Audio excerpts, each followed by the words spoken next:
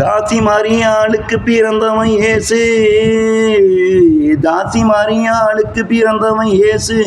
சாமியா எப்படியானா ஐயா, சாமியா எப்படியானா? அந்த காலத்தில் பொண்ணுங்க ஆண்களை எப்படியெல்லாம் ஏமாற்றி இருக்கா பாருங்க ஐயா. பொண்ணுங்க ஆண்களை எப்படி ஏமாற்றி இருக்கா பாருங்க. தாசி மரியாளுக்கு பிறந்தவன் இயேசு. தாசி மரியாளுக்கு பிறந்தவன் இயேசு. சாமியா எப்படியானா ஐயா, சாமியா எப்படியானா? அந்த காலத்திலே பொண்ணுங்க ஆண்களை எப்படி ஏமாற்றி இருக்கா பாருங்க ஐயா. பொண்ணுங்க ஆண்களை எப்படி ஏமாற்றி இருக்கா பாருங்க.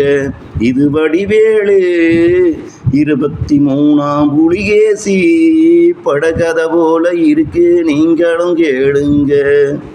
இது வடிவேலு 23ஆம் புலிகேசி படகதை போல இருக்கு, நீங்களும் கேளுங்க, சிந்திச்சு பாருங்க. ஆணும் பெண்ணும் சேராம அந்த காலத்திலே இக்கதை பிறவி இருக்குன்னு சொல்லுது.